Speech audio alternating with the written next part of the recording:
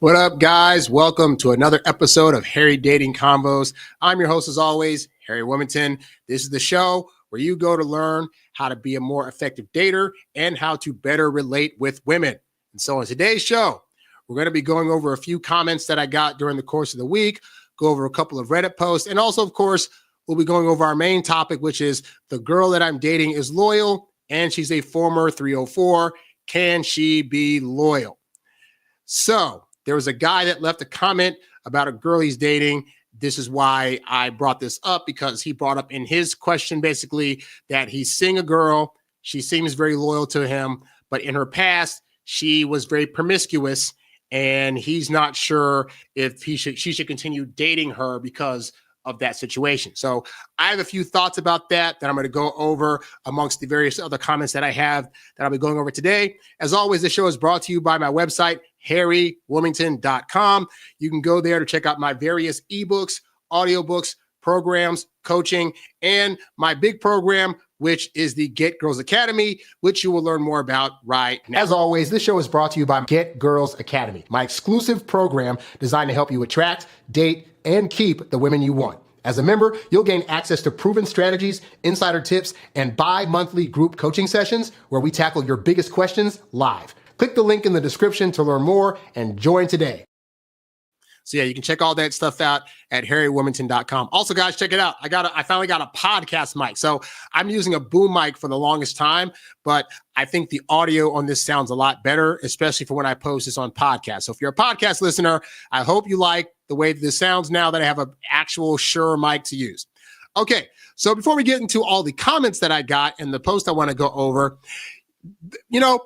there's always this prevailing thought that women put out there, which is that they would prefer if men chased women. It's the natural order of things. If a man is the one chasing the woman, it shouldn't be the other way around, because that's not natural, and men should be going after them because they're the prize. Now, I've tried to tell you guys on this show that when women are highly interested, you will not have to do a whole lot for those women to chase you down. And if she's chasing you, she can't be replacing you. But of course, I say this and women think I'm crazy, and some men will think, but I'm the guy, I'm supposed to, etc. And this is why I try to teach you guys examples of ways that women will move when they are in fact highly interested and trying to chase after you to get your attention. And so there was an interesting article that came out on Entertainment Weekly that I thought illustrated this perfectly. So I'm going to pull this article up and show it to you guys. So you guys might know the band Blink-182 was a very popular band in the late 90s and early 2000s. And one of the members of the group was Mark Hoppus. I believe he was possibly the singer. I didn't follow him that closely, so forgive me if I don't get that correctly, right? But anyway, he's putting out a book. And in the book, he details an awful date that he had with Joan Hart. If you grew up in the 90s, you know her from the show Clarissa Explains It All or Sabrina the Teenage Witch.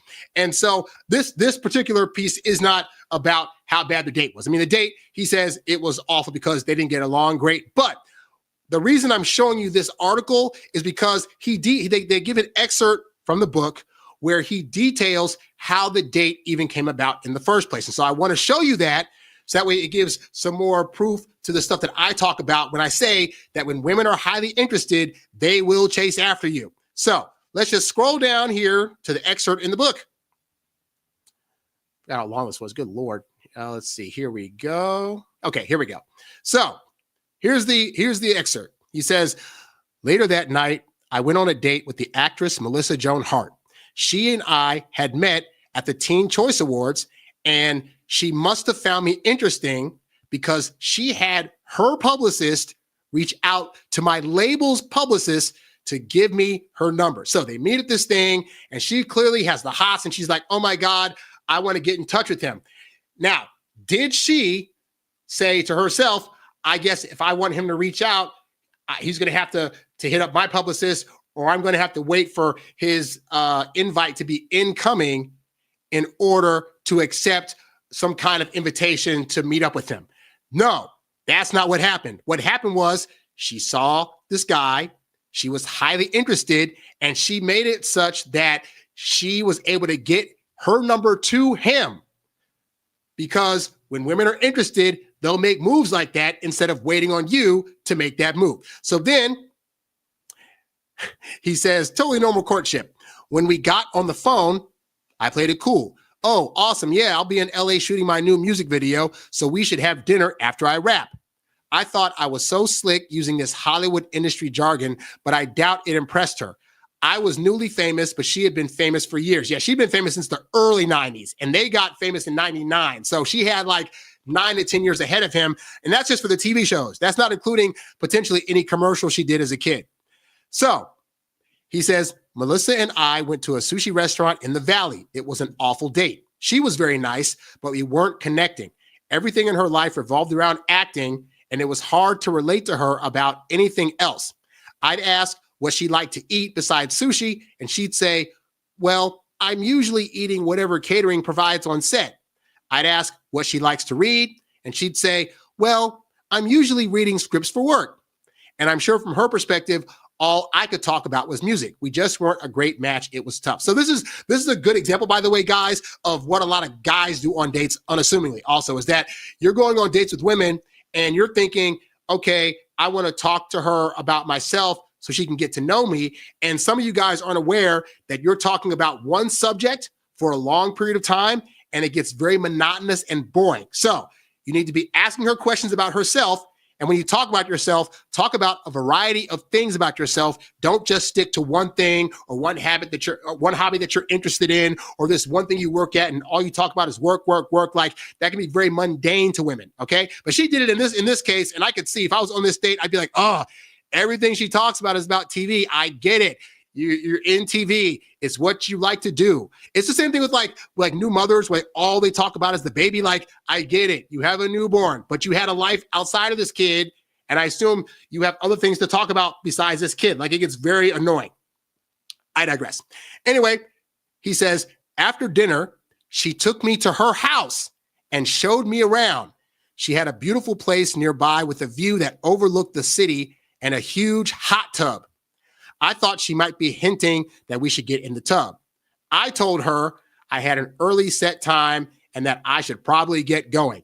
She dropped me back at the hotel. So at this point, he goes on talking about how he met his now wife later that same evening. But suffice to say, guys, so what does this show you? What are the moves that she actually made that he didn't have to make, that women convince us we have to make? Well, for one, she gave her number to him by way of her publicist, but she reached out to get the number first, right? Then when he came to LA, they went to a spot, had a good time, and then she drove him in her car back to her place to potentially do some stuff, okay? So for you guys that are like, how do you make this stuff happen on the first date? This is a normal thing that can happen. Like, I know you guys will think, well, he's famous and she's famous and whatever, but normal everyday guys, you can have this happen also if you know the ins and outs of attraction, if you know how to speak to women properly, if you know how to do whatever. But more importantly, if a woman has a high enough interest in you, when she starts dating you, she will make all the moves. She will give you the number. She will darn near reach out to you to ask for the date. She will be the one trying to cajole you to go back to her place to do some stuff. And so, like I said, I thought that article just gave a really good example of that, because I want you guys to understand that, yes, you need to be doing the best that you can to show up authentically and work on getting yourself to a place where you will be attracted to a lot of women. But when that happens, I can assure you that when women get highly interested enough, they will put out all the stops and they'll be the ones chasing you down for your attention. Do not buy into the lie that these women tell you about that not being a thing, because they're speaking on hypothetical men that don't exist. And I can assure you, every woman's had that guy where they've had to have their girlfriend say, you spend all your time with him, you're letting him use you. And the girl's like, no, I just want to. That's what happens when women are highly interested. So hopefully you're able to see that now by way of that article. So, okay, what I'm going to do now is we'll go over a few comments that I got during the course of the week. And also, if you guys have any questions that you want answered during the course of this show, you can leave it in the chat box. If you're listening on the podcast, I do these shows quite often on YouTube. You can go to youtube.com/Harry Wilmington to join in on the chat and on the fun. All right, so I saw this post this week, and it's this guy that was trying to remind his girlfriend about a particular thing that she did, and it pissed her off, and I just want to read it. So this guy is 29, and his girlfriend is also 29. And he says, I told my girlfriend that she's been forgetting things and she had a meltdown. We've been dating for 1.5 years. She's the love of my life. But this morning, I mentioned that I've noticed she's been forgetting conversations we've had, double ordering things off Amazon, forgetting little things I'll ask her to pick up or get from even a room away, and in general, feeling a little checked out at home. I brought this up to her attention very delicately and thoughtfully, and she got extremely defensive, started crying, and it's looking like the rest of the day is shot. Is there a better way I can go about bringing this to her attention?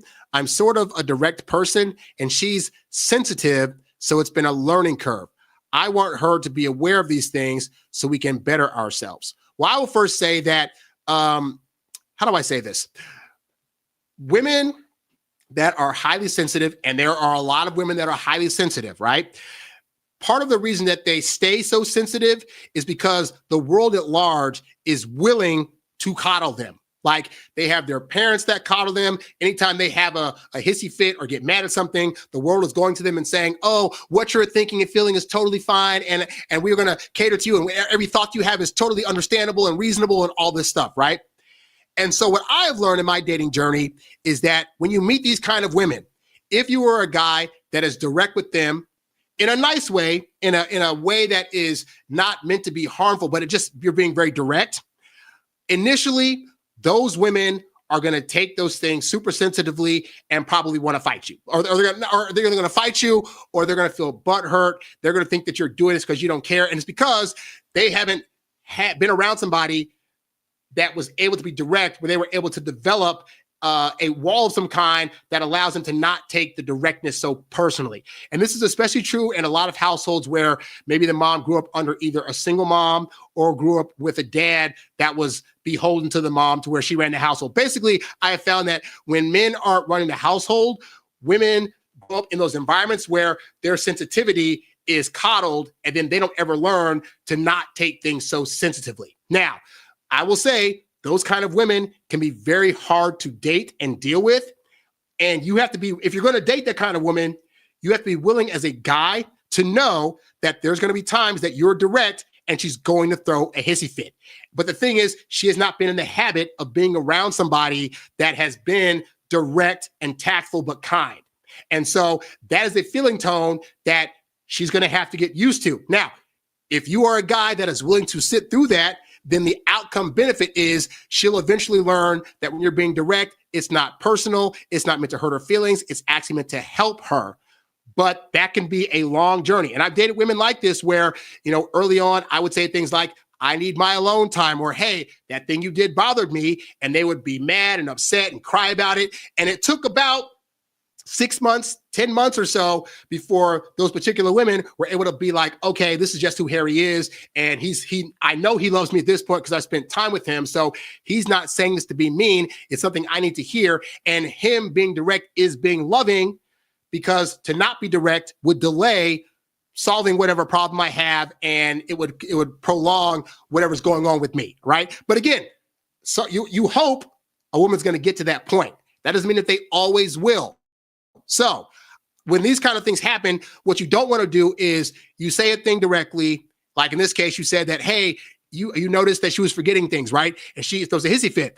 Rather than back away, this is the case where you need to actually double down. You go back to her and say, hey, you know what? I know we had the combo the other day where I brought up your memory being hazy. And, I didn't mean anything by that. I'm just the guy that observes things. And because I care about you, I wanted to bring this to your attention in case we need to check to see if something's wrong. So you can be mad or hurt all day, but I still think that something's going on. And you being mad about it is not going to take away from that being a thing if something's actually going on with you. Now, on a personal note, a couple of years ago, my mom was in the hospital because she had had a seizure. Now, we'll backtrack.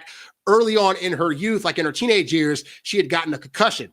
And at the time, they thought it was handled, but it never fully got fixed. And so during the course of her lifetime, there were things that she noticed were odd. Like she used to watch us play Nintendo. We'd be playing Mario Kart on the screen, and she would get dizzy anytime she watched like us moving on the screen. Same thing with like, she could rarely be a passenger in a car because she would always get really, really dizzy. Well, she had a late seizure in her late 60s.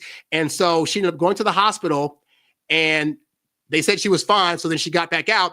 And then for like the next day or two, she was making like random phone calls to family members and just saying like weird stuff. Or she would like start a story and then it wouldn't finish it up. And then it accumulated in like she was at her house one day and her sisters were trying to call her. And I can't be too personal because some stuff went down where she had to go back to the hospital. And that's when they were able to find out, oh, this concussion you had like a long time ago, it never fully got fixed. So we're going to put you on some stuff that'll fix that. And then she got on it and it was fixed. Now imagine if when we went to her and say, hey, mom, you're acting kind of funny or weird because whatever, she was like, oh, how could you say that? I'm still normal. What the? She would have never got diagnosed and figured out, oh, this is actually a long-standing problem that we can now fix, you know? And so I say this because there are women that are going to be sensitive to various things. You try to tell them, hey, you're overweight, or hey, your memory's kind of fading, or something's going on, and they're going to take it personally. But you as a guy can't let that deter you from being direct with women if you feel as though it's in their best interest to be direct. Because if she's getting mad about this now, imagine if, like, let's say down the road, she does, for example, gain weight, and then she starts, like, getting cramps in her leg, and you're trying to be like, hey, you're getting cramps in your leg. I don't want, and then it turns out to be like a cancerous lump. Like, you can't let women's emotions about things deter you as the guy from saying things if it's at her best benefit. Now, if she continues to try to fight you on that kind of stuff or gets butthurt about it, that's her journey. You can decide if you want to be part of that journey or not. I find it tends to be very, very stressful trying to get a woman to a point where she won't be so sensitive about things. And so if that's you and you don't want to deal with it, you have the right to say, hey, I've been trying to be cool, but I'm trying to tell you about things. You seem to be hurt by it. I don't know what's in your past that's making you be hurt by these things, or if that's how you were growing up, but I don't really like this. So unless we're able to fix that, then you can continue on and I'm going to head out elsewhere. Because in the long run, dealing with women that are overly sensitive is going to be a drain on your emotions, and I don't want that for you. So just some food for thought about that situation.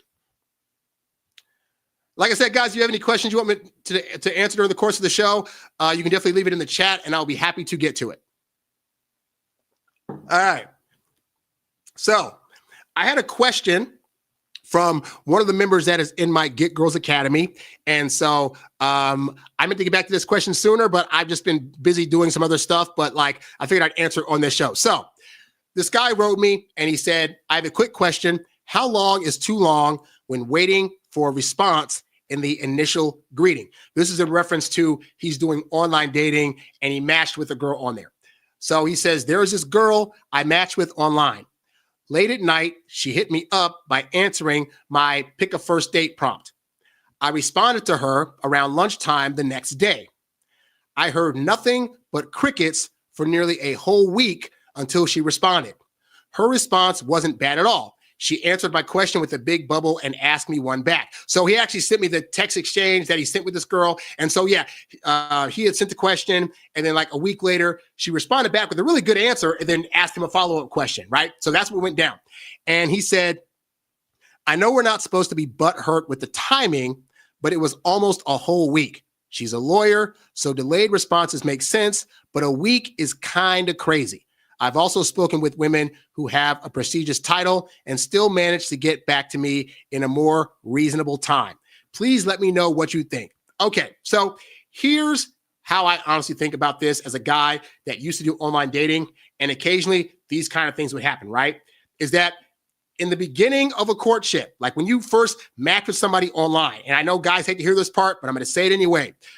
Nobody owes anybody loyalty or a consistent conversation. We want a consistent conversation, and that does typically tend to show that there's higher interest there. But as men, we know the struggles that we have with online dating in terms of even finding a match and then trying to keep up a conversation. And what I'm about to say does not deter from the fact that it would be nice if women could be more consistent in their communication with you. Like I said, they don't owe you that, but it would be nice. But having studied how women go about doing online dating, I'm just going to say this is not an excuse for them, but this is just giving you guys some understanding, right? The reality is most women don't want to do online dating. Most women don't want to sign up for a dating app. I know because I've been able to convince some women friends of mine to get on dating apps, and it was a struggle. Like I had one female friend that was like 2 years was like, not going to do it, not going to do it, not going to do it. And then one night she called me. She was drunk out of her mind. She was crying and lamenting about her life. And I was just like, look, I can help you set up a profile because this is what I do. And so she finally listened, and I was able to help her set up a profile. And 5 months later, she met her now husband. But part of not wanting to sign up for online dating is their ego. A part of them feels that if they are signing up for online dating, it means they're a leftover. It's their last resort. Nobody in the real world wants them. Well, really, it's more like they can't find anybody in the real world that they would want to stay with long term, because there's plenty of options that are usually going their way, but they feel as though they clearly the options that they want aren't coming to them, and they don't actually want to be online dating, right? And so I've seen women do this where they will sign up for a dating app and they'll sign up and put their profile and stuff up, and that first day they'll get a bunch of matches and a bunch of messages. I did an experiment a few years ago where I did this as an attractive woman online. I signed up for a dating app, and the first day 169 matches and like 69 messages in the mailbox, right? And that is very overwhelming. And then you got to look at, women are looking at your message, if you send her one, as well as the messages of 68 other dudes. And most of those dudes are like, hi, hey, hi, how you doing, whatever, right? But the point is to go from I have no prospects to I now have 160, 170 prospects and 80 messages to answer. It can cause women to be overwhelmed with the abundance of choice. You would think having a lot of choice would be a good thing. To women, it is a burden. And as proof of that, the fact that when you date women, they're saying to you, you choose where we go. You choose what we do tonight. I don't want to think about it. It shows you how much women hate choosing things. So now picture a woman has 80 things or 180 things to choose from. It can be overwhelmed. And so what women will do is they'll get on there for like 1 or 2 days and then be like, oh my God, this is a lot. I need a break. And they will either delete the app altogether or just ignore it for like a week. They'll go away and they'll do other stuff because they're thinking this is a lot of stuff. I got my regular life to get to, and I'm trying to think about stuff going on in my regular life as well as trying to connect with a guy. And right now I got 70 guys in my DMs that want me to say hi back to them. And this is a lot. And so sometimes, even though you're thinking, so on your end, you're thinking, I matched with this girl, so that clearly means blah, blah, blah. And but you probably only matched with her and like 2 or 3 other women. She matched with 180 people and has to shift through that. And so you're feeling there's a real true connection because in your world, you only match up with girls that are really, really interested because you don't get a whole lot of matches. And in her world, you are just one of many until proven otherwise. So yes, she started a convo with you, and probably with like, if she got 70 messages, she probably contacted maybe 10 of those guys because the remaining 60 just sent not horrible, but not great messages, boring, mundane, hey, hi, how you doing stuff, right? So she sent those 10 messages out and heard back from maybe 10 of those, all 10 guys are writing back to her, right?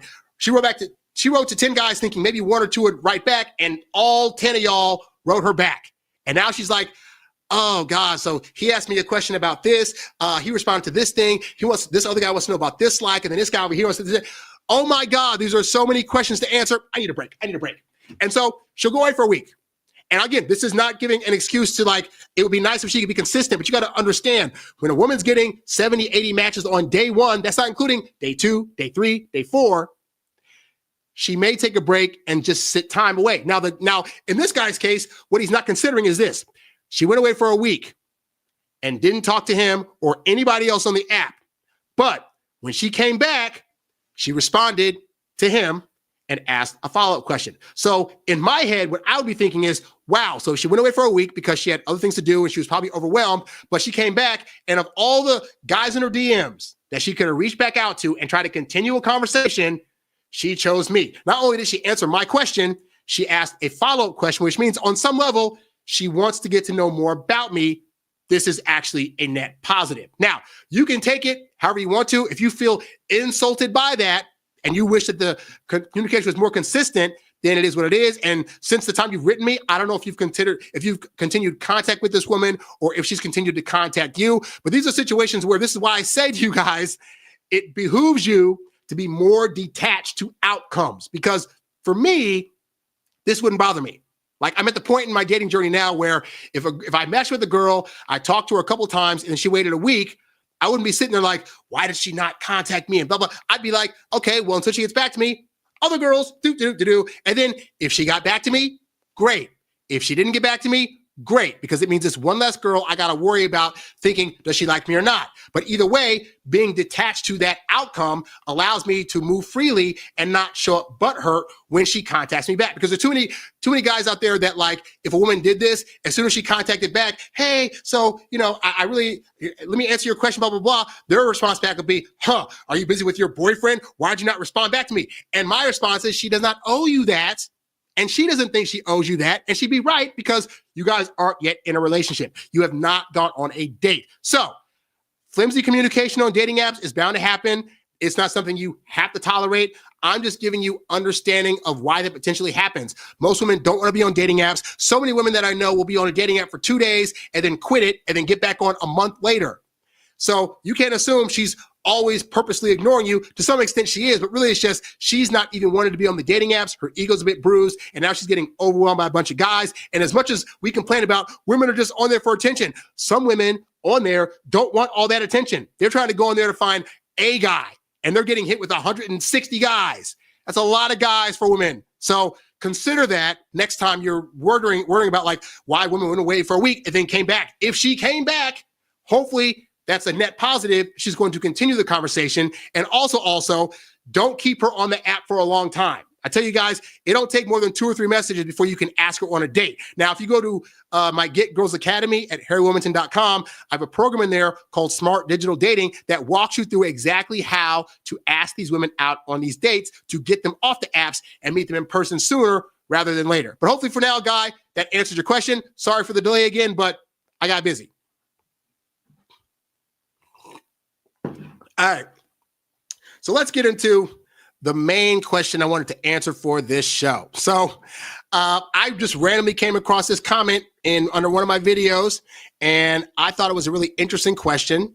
And it's a guy that's going through a situation that in this day and age is probably pretty common because, again, in the 90s, I don't know how dating was. I wasn't doing a whole lot of it. And even though we have our viewpoint of, people say like dating back in the day, but we were dating back in the day as teenagers, whereas we had adults in our lives that were probably dating the same way that we are now, except they didn't have social media and dating apps, right?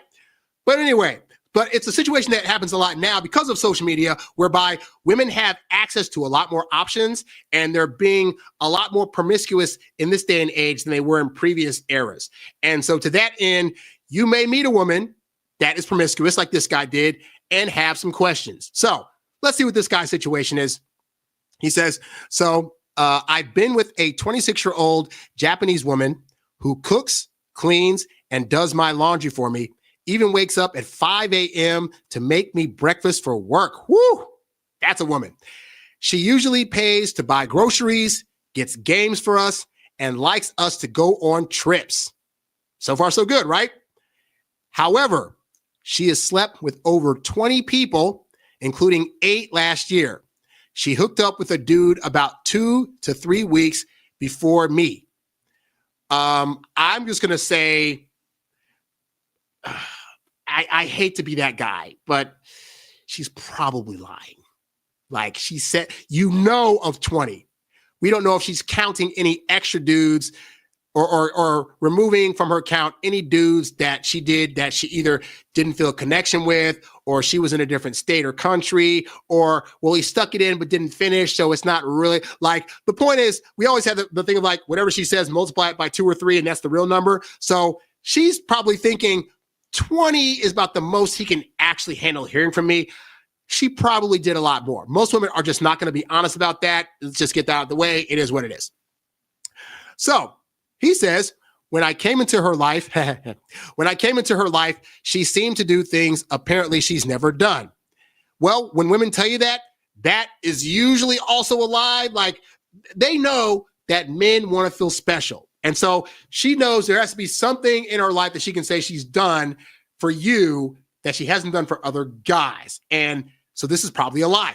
By the way, I don't get butthurt when women do this kind of stuff. I know this is part of their social norm, and the chances of me knowing actually if I'm the first guy they did stuff with or went out of the way to do things for, I know I'm probably never going to find that out. And me trying to be there and sit there like, but really though, that's just, I don't care to do that exercise because again, you're never going to get the real answer. So you're fighting to hear an answer that you hope is going to satisfy you. Basically, you're hoping she's going to lie to you. Anyway, usually she got with playboys and had one abusive relationship I learned yesterday. I dubbed it her being a weekend girlfriend. We've been having deep talks about this, why, and I admitted to her I'm kind of scared to be committed with her because I don't understand what would make me so special and different than the other guys. She has been consistent since January, and it's March now. So it's April. Again, I got back to your comment late. My bad. There's still guys trying to DM her. There's still guys trying to DM her, of course. When I told her what would happen if I leave, so you asked her. When I asked her what would happen if I leave, she flat out said she may just go back to being a 304. So I told her that means you haven't really changed or grew yet. I'm not really sure what to do in this situation. We like each other a lot, but the long run is scary. Well, first of all, I'll say kudos to this guy for at least being willing to do the due diligence of trying to seek out her character and what it actually means. Now, there's a lot here to go over because, you know, there's ways to think about this that most guys in the manosphere honestly would be like, and then there's ways to think about, but can people change and what does this actually mean, right? So to start, I'll say this. This is just my general bias. I'm saying it in advance. This is a bias I have, but I have found through dating that most women that are highly promiscuous typically had some kind of trauma happen in their childhood, sometimes sexually, sometimes not, but usually something happened to where their promiscuity is a way of them trying to own their bodies in a way that they weren't able to at the time that a trauma happened. So ideally, with these kind of women, they're able to go through a period where they realize this is not a healthy way to act, and they go to therapy and they get themselves situated to where they don't feel the need to use their body as a way to try to own their autonomy, all right? But that's not your problem to fix. All you can do is show up and be the guy that you can and hope that she's doing the work or has already done the work to not be that woman. So to this end, you know, he's dating a woman that is very seemingly loyal and is doing all the things for him. It basically sounds like she's a people pleaser. And it's funny, I recently just did a blog on if you go to Medium, I'm now on Medium as a blog creator as well. You can go there and read a bunch of articles. But I just did a whole article talking about dating people pleasers, whereby they will oftentimes do stuff and overextend themselves, even at times when they don't want to. Now, I'm not saying that this is this woman's case, but I'm saying as a guy in general, you always need to be aware that if a woman is overextending herself, don't assume just because she's voluntarily doing that stuff means that she wants to always do that stuff. Sometimes those kind of women, when they're in people pleaser mode, they're afraid to set boundaries and they're afraid to speak up when they don't want to do a thing. And you as a guy need to be able to go into that space and say, hey, babe, I appreciate you doing X, Y, and Z, but just know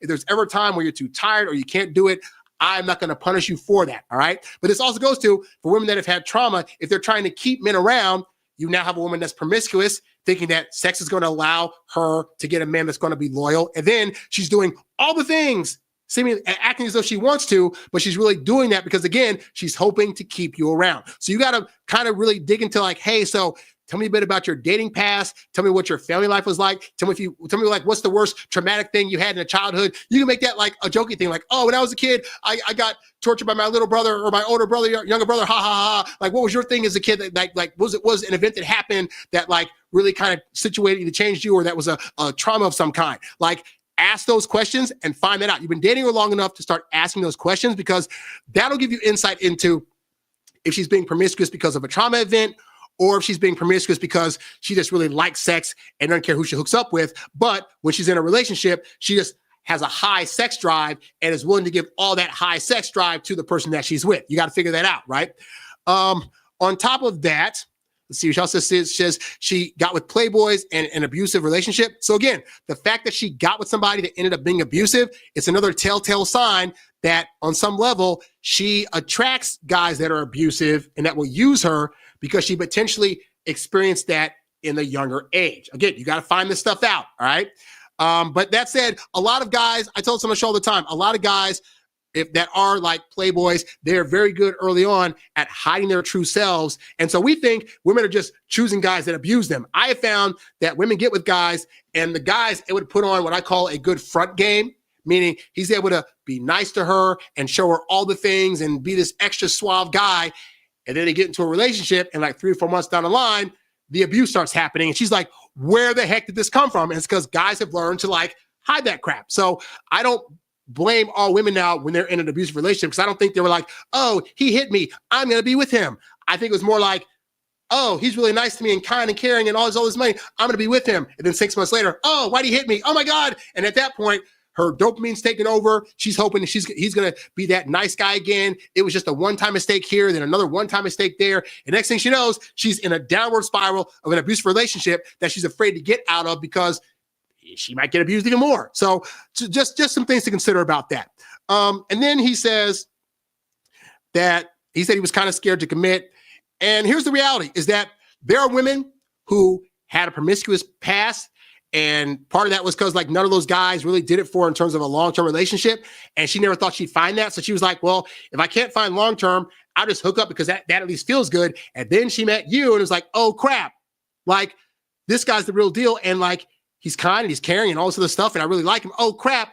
Now I want to be with him, but I got all these bodies, crap. And like, then they're like, okay, do I be honest with him about the bodies? Because I know that deters men. Or do I withhold the number? And then when he asked me, just act like I did nothing? Because let's be real, guys, we can't handle women's numbers. Like women that have had 40, 60, 80, 100 dudes before you. Women out there are doing that. And I'm not saying it's right or wrong. I'm saying we as men typically can't handle hearing that number. I dated a woman one time who we were like a year into dating when she told me that in her college days, she was hooking up with guys every weekend for like 2 years. And I had to do the math on that like, oh my God. But at that point, she was loyal. She was cooking. She was doing nice stuff. She was booking vacations for us. So it was like, do I now trade that in? Because in her past, I found out, oh, surprise, surprise, she was a loose woman. Now, I will say she had also gone through some trauma, and that definitely showed up in its own way in the relationship. But suffice to say, like, yeah, like women can change. Women can be different.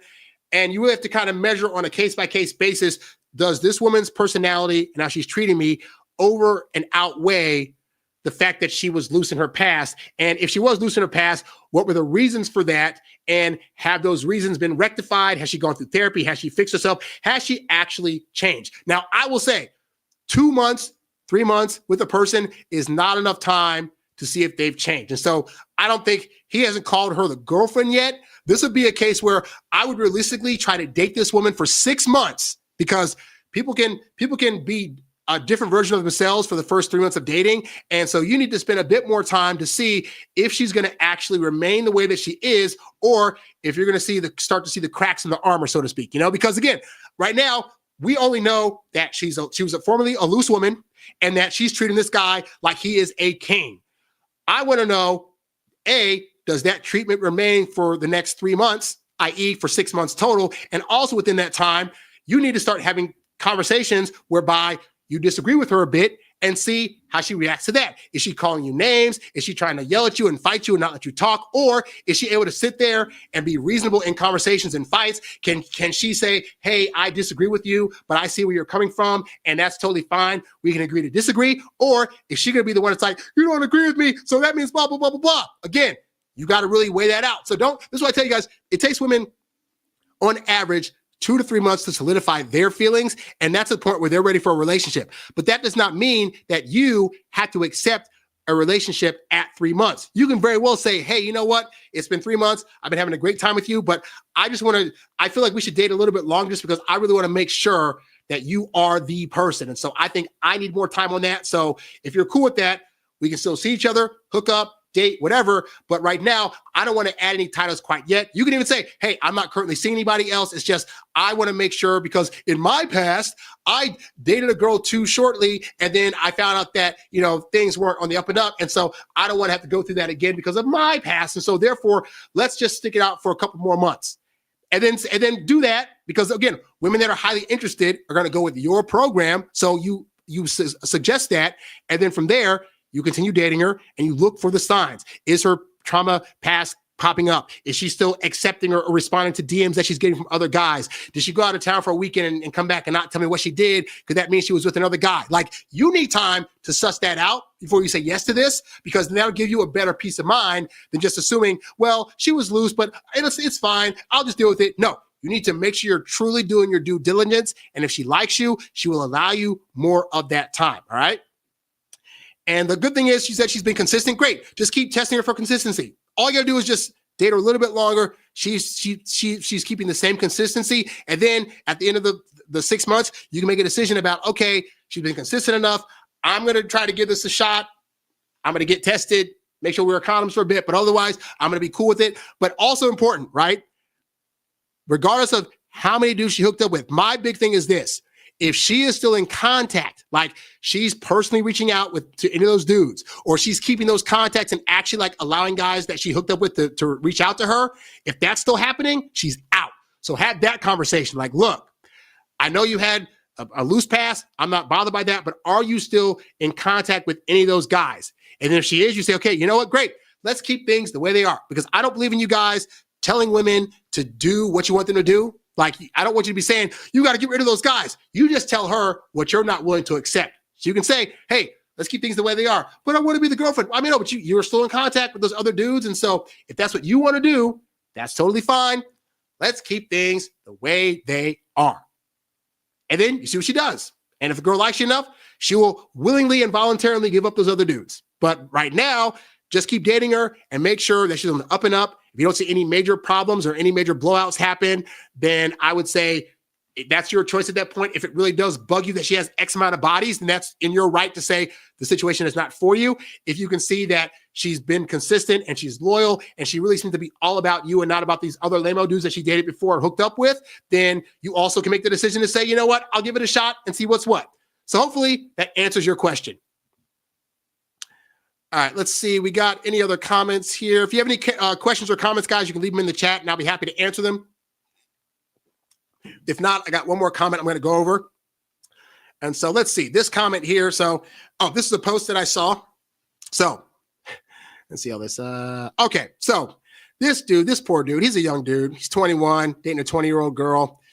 And so he hasn't had enough experience to know that what I'm about to read is not the kind of situation you as a guy should ever purposely sign up for. But I'll read this message. So he says, I'm in a 3-month relationship. Stop calling them relationships. If you've been seeing somebody you met on a dating app or in person, whatever, that time is you've been dating them. You're not in a relationship. Relationships have different expectations than dating does. So I'm going to correct him. I have been dating a woman for 3 months that I met on Hinge.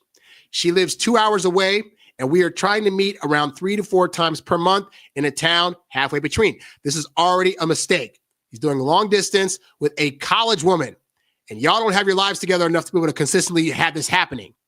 Just saying.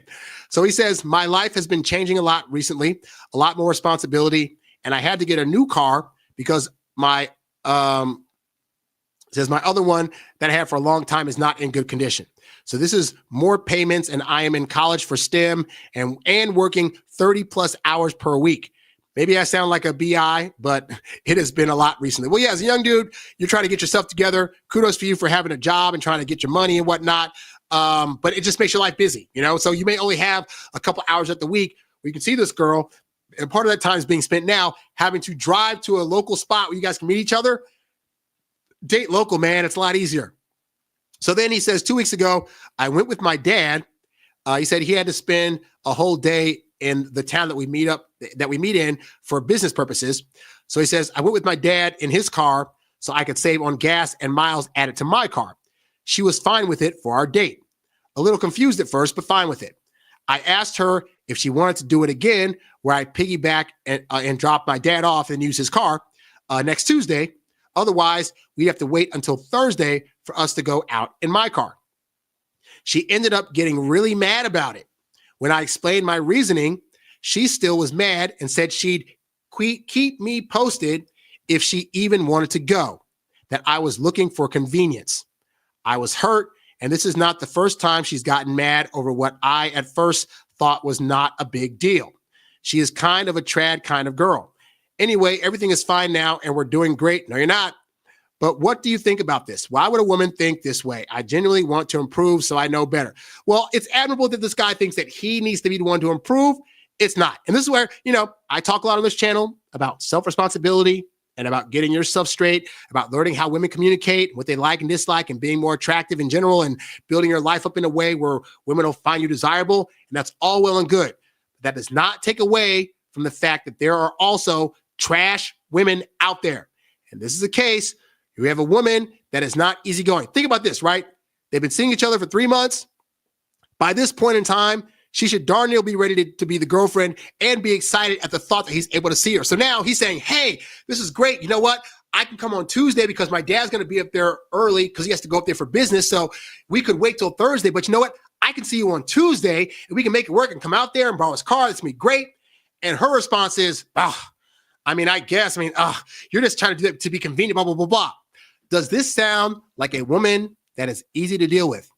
Does this sound like a woman that is trying to be easygoing? Does this sound like a woman that's just excited at all to see him in whatever way that she can on a more consistent basis? It does not. It sounds like a woman that is structured. It sounds like a woman that's kind of like dissing this guy because it's like, you can't just wait till Thursday and like use your own gas in your own car. And so this is an example of a woman early on showing this guy exactly how she's going to be for the entirety of the relationship.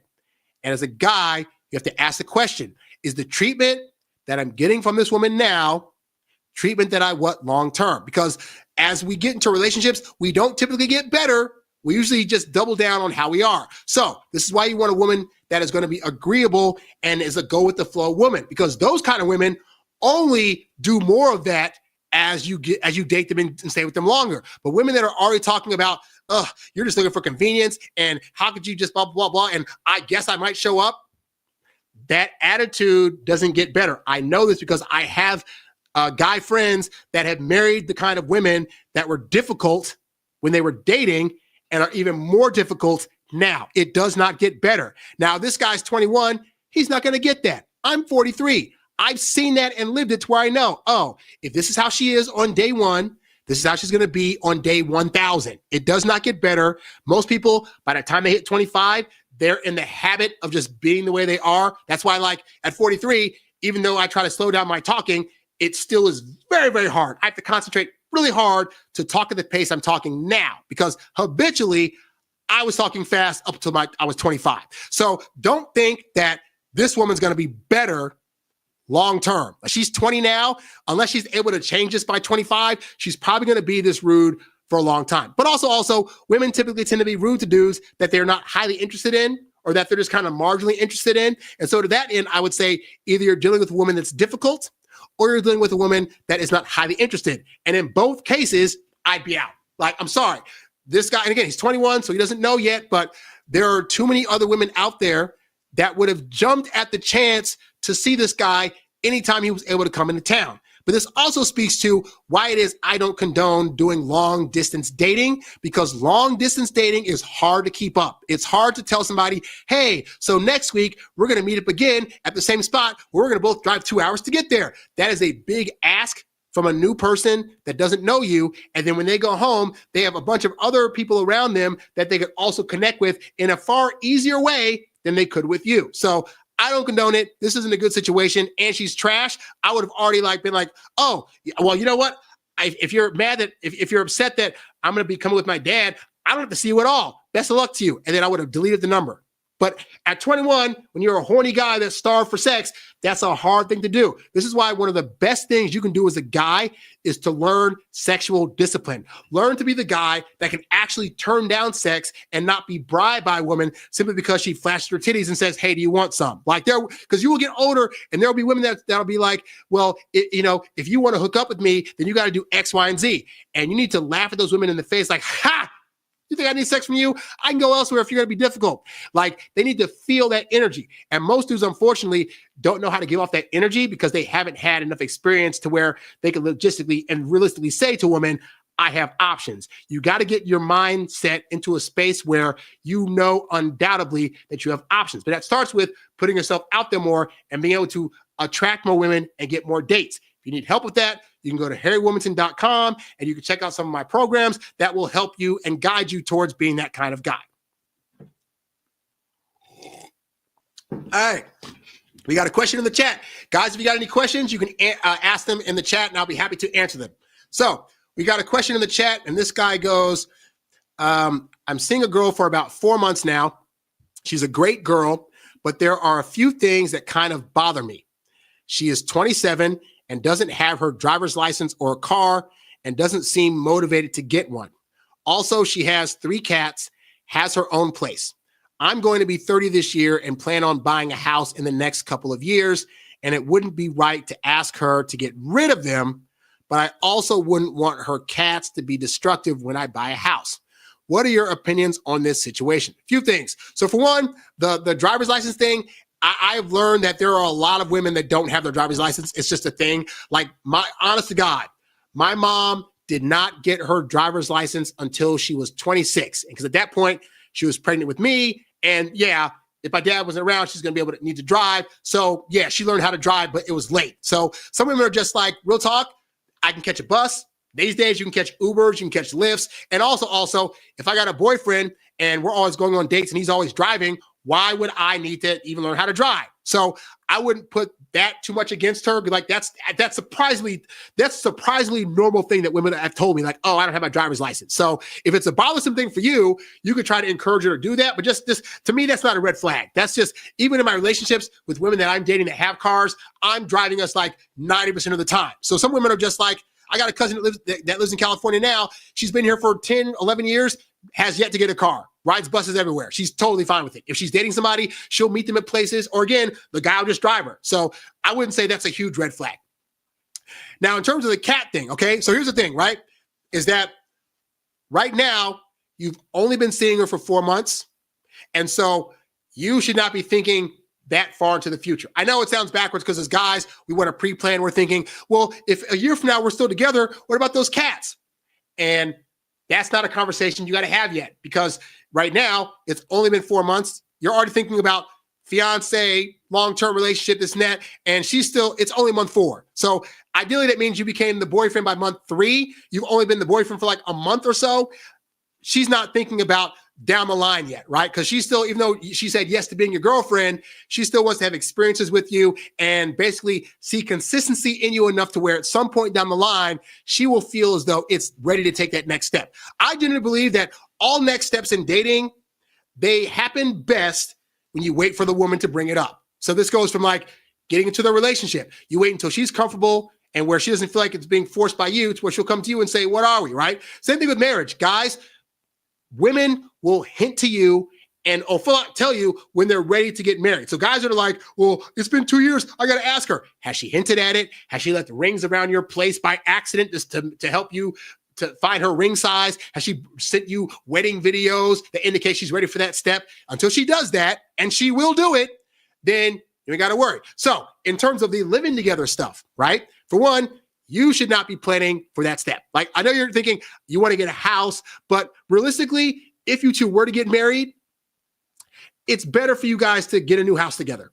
Like, most women you're going to find it's going to feel weird and awkward for them coming into your place and then trying to like fit themselves into your place, because now you guys are a we. And so that means that ideally you're getting a new place whereby you guys can both set that up together. And so regardless of what you get a house for, I can assure you more likely than not, you're going to get a different house anyway. But to that end, whether she decides, hey, she wants to bring up living with you while you guys are dating, or if you guys get to the step where you're going to actually get married, that's when the conversation happens. Well, she'll be like, hey, so I'm thinking about, we see each other a lot now, and how do you feel about moving in together? And then you can say at that point in time, well, you know what, to be honest, it's a step I have thought about, but I do have a few concerns. And then one of those concerns would be, I know you're very, very close to your cats, and I just know that I'm not a cat person. In my case, I'm actually allergic to cat dander. So I don't know if you have a cat allergy, but you could easily just say, I got a cat allergy. But either way, you could say, you know what? Like, I just know that where I'm living right now, I'm not a big fan of having pets and cats in particular. And so as much as I care about you, we have to discuss, like, what's the situation with the cats? Like, how tied are you to having to actually have cats in the home? Now, this could be a difficult conversation because there are some women that are very much tied to their pets and would say, well, you know what? I really do care about my animals a lot, and I feel like they're a part of me. And so I just can't see myself getting rid of them. At which point, you guys got a decision to make. Now, here's the thing.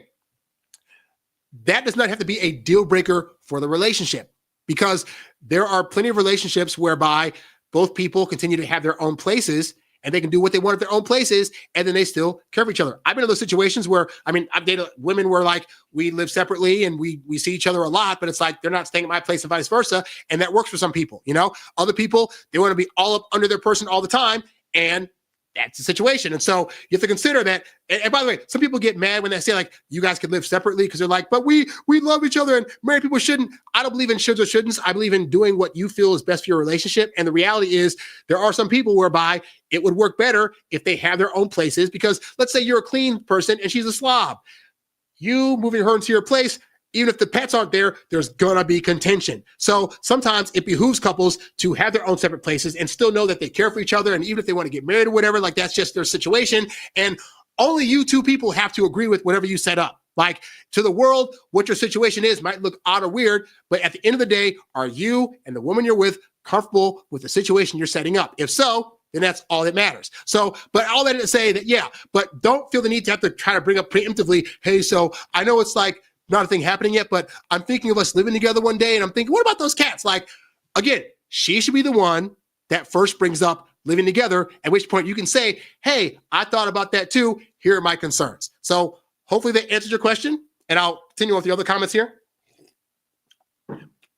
So this guy says, thank you for your input, Harry. With all that being said, I've never officially made her my girlfriend. She's never officially asked. I'm unsure if I should seal the deal or if I should keep my options. Also, regarding her pets, she has tattoos of their names on her arm. Difficult situation. Oh, yeah, dude. That's interesting. So which is odd because, like, pets die eventually, right? So she's just get more pets and just add more names. That's odd. But anyway, so again, but that's the thing. You got to decide if you're cool with that.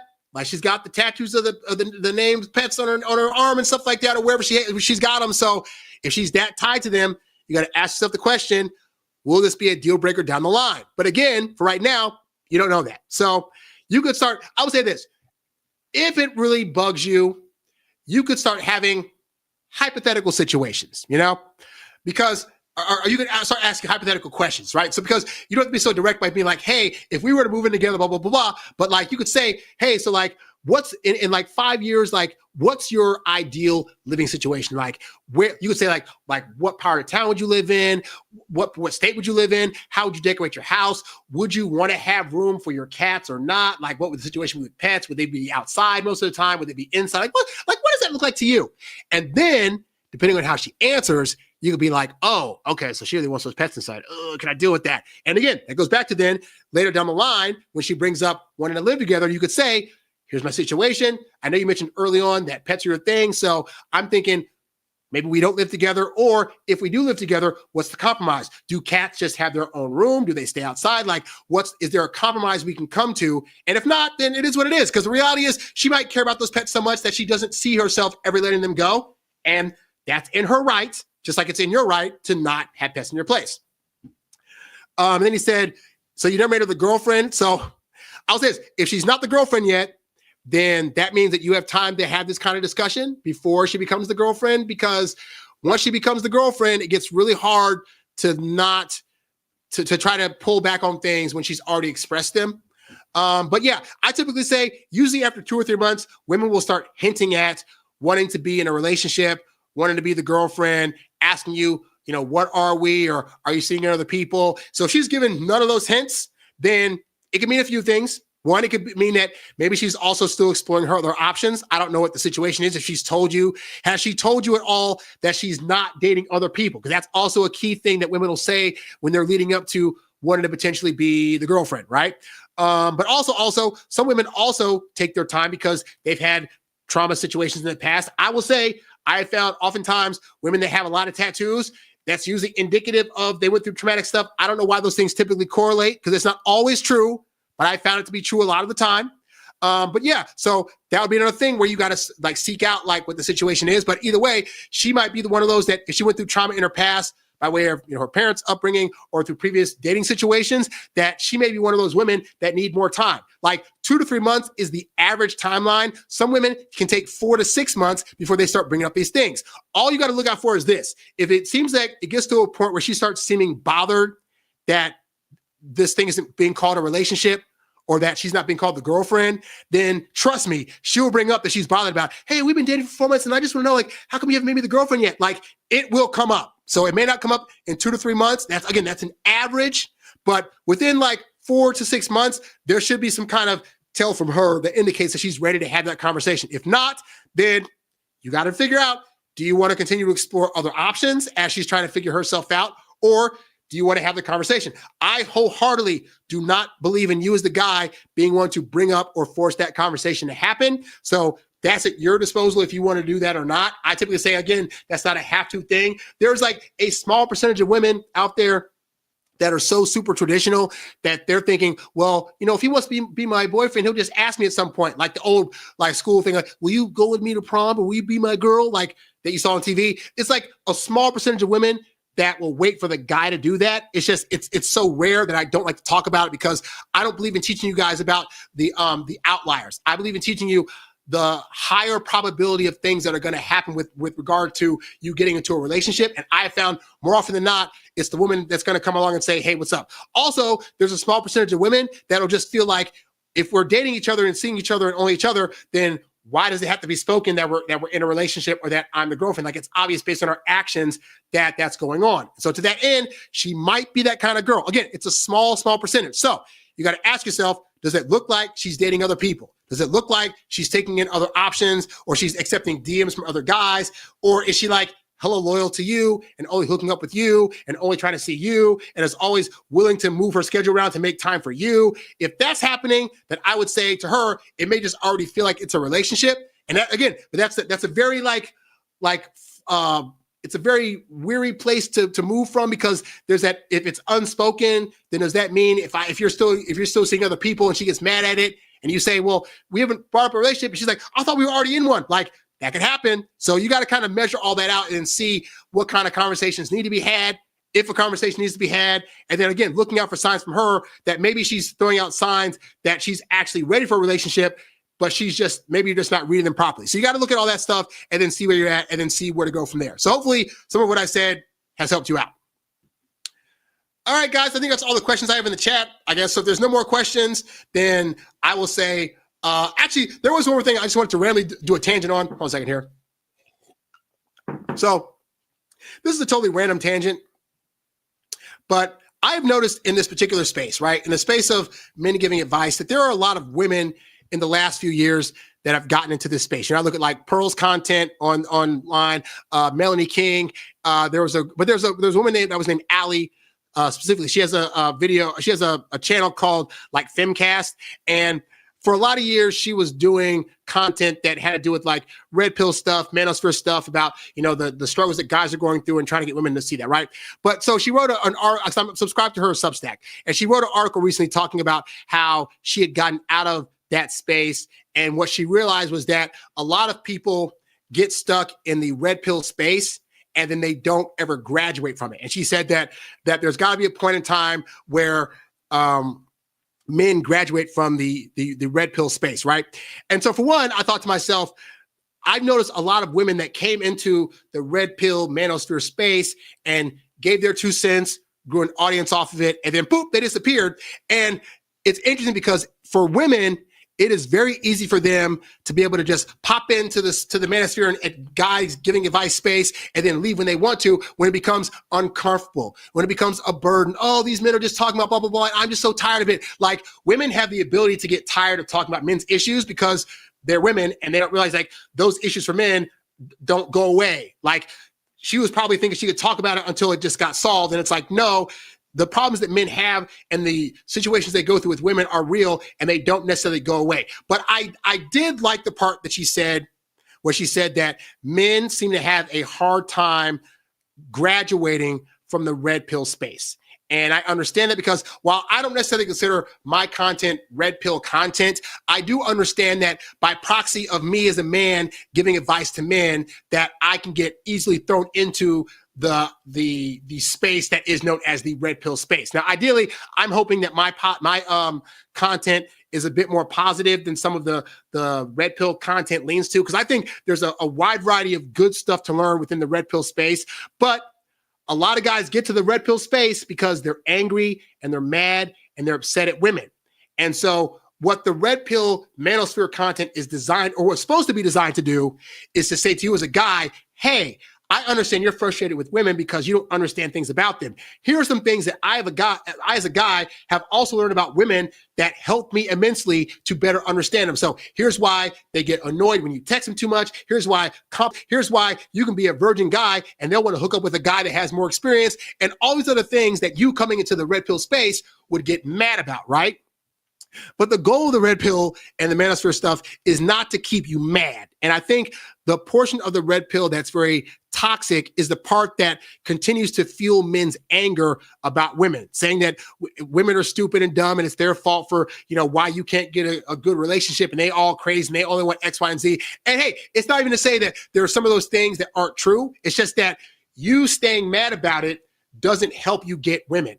And there are guys that comment under my stuff sometimes like, oh, you're just being a simp, Harry, or oh, you're just giving women too much life. They should come this and that. And it's like, I have shared in their struggle. I've shared in their frustration when women are saying one thing and doing another, or they're pulling away. Because I've done a lot of videos about women pulling away, and men get like, they should just treat us better, this and that. And again, I can be mad at that all day, or I can understand it and know how to maneuver in a way to where A, I have less women wanting to pull away, for example, and B, I'm able to attract more women by learning how to be comfortable with a version of my authentic self that feels true to me, and that I can also promote to women that also gives them a positive experience. And so to that end, it's not necessarily a matter of graduating from the red pill space, because I honestly believe that red pill by proxy of the matrix is basically like you get open to the world in terms of dating, of how it actually works, not how it's been told that it's going to work. And that doesn't change just because you learn stuff. There's always going to be new stuff coming to the space whereby women are on social media getting all this attention. And that's annoying as heck. But like, what's that about? What does that mean? How can you get women to stop that? Like, there's going to be constant things that come into the space that men are like, but it should work this way. And then we got to come in and say, but here's how it actually works, and here's why, and here's how to maneuver in that space. But I will say the part that I think men should graduate from is the anger phase. There's a part of getting into the red pill content called red pill rage, where it's like, it's that point in the journey where, because it's almost like you're having to deal with a death, and there's like 5 to 7 stages of grief where it's like there's denial, there's bargaining, there's anger. And so there's a portion of that where it's the anger phase, where you realize all this time up to this point, you've been lied to about, a lot of times by women, about what women want and what they want in the dating world and how they would react to things. And, oh, a guy needs to treat me nice because I would never do this and that, and all things they would never fall for, never do, that you've seen with your own eyes that they do actually fall for and do. And you can become angry at that because you're like, this now reflects on you. You feel tricked. You feel duped. You feel like you weren't given the full story, or that even if the full story was in front of your face, you weren't able to actually decipher what that means. And now you're angry at women because of how they've always been and you never saw it. And I'm here to say that part of the red pill, you definitely need to graduate from, because real talk, you consistently being angry and going online and saying, oh, these women, these 304s are just blah, blah, they're just a bunch of messed up, this and that. That does not help you get to a place where you get to acceptance of how women are. And then you start to understand, well, women also get mad at us for how we are. And we think, well, we're logical. We are not. We are logical based on our emotions also. It's just that we don't feel so much emotion when we're making decisions. But I can assure you, every decision you've ever made in your life, even the logical ones, were based off of some kind of feeling you had deep down in your soul about something that made you come to this conclusion. It's just women show it a lot better and feel it a lot more, all right? But suffice to say, you staying in the angry phase does not help you. And by proxy, it does not make women want to understand you better and want to be around you. So for you guys that come to this space, trying to learn more, trying to be more, I'm glad you come here. I love giving this content because when I was younger, it really helped me when I got into like red pill content and manosphere content and got an idea of like, oh, so women are saying act this way, I'm getting no results. Men that have done this are saying, I acted like this and got these results, and now that works. I could be mad at women, but why doesn't it work the way I want it to work?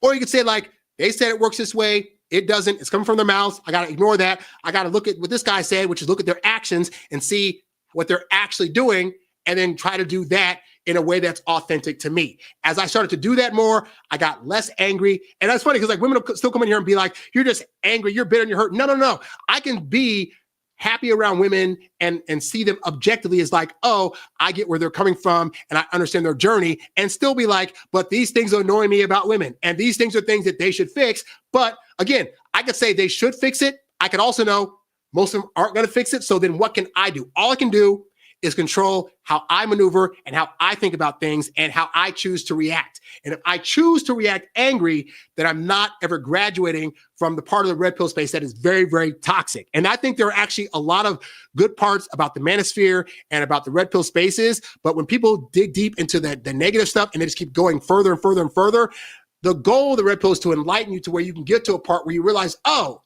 this is how women actually are. Okay, I can figure out what I got to do to be my authentic self, but to relate to them a lot better. You're supposed to use that as a means to get better, not to stay angry at women. So I just wanted to put my 2 cents on that, guys. If you're in a place now where you're angry and bitter at women, I get it. In my early 20s, I was there. And it was, thank God, I found sources that said, hey, women are supposed to be fun. They're supposed to be cool. But you got to understand, guy, a lot of times when we go to women, we're trying to take things super serious. And we're looking at like, she's got to be serious too. And if she's not doing exactly the things, and this is blah, blah, blah. And we come to relationships not being fun and being over serious. And women want fun guys that don't tell them everything. And they can sometimes leave them the heck alone and also can give them good sex and don't have to simp up to them all the time. And we think we got to do that. And then we get mad that that's not what they want. But they never told us. Well, some of them told us that's what they wanted. But like women aren't typically action wise going towards those guys. And so the sooner you're able to get over what you thought should work and look at what actually works, you'll be less angry. And if you need help with that, I'm always available for coaching. Go to harrywilmington.com, sign up for coaching. I got thousands of videos on my YouTube channel, and I got various ebooks and audiobooks that can actually help you out. So just wanted to give that 2 cents because man, oh man, oh man, I just want people to get better, and I want you guys to succeed. That's pretty much it, you know? Anyway, guys, that's all I got for now. Thanks for tuning in. I'm Harry Wilmington. Be sure to go to my website, harrywilmington.com, to check out my ebooks, audiobooks, and programs. Be sure to like this video, subscribe, share it with a friend, and I'll be back at a later time for another video. I'm out. Peace. Hey there, thanks for tuning in to Harry Dating Convos. Don't forget to visit harrywilmington.com to download my free ebook, Texting Women Like a Boss. And while you're there, if you're ready to take things to the next level with your dating life, check out the Get Girls Academy membership program for exclusive strategies and live coaching. Go to harrywilmington.com to learn more and join today. Lastly, if you've got a question you'd like answered on one of these shows, leave a comment below or write me at harrywilmington@gmail.com. I'll catch you on the next one. Peace.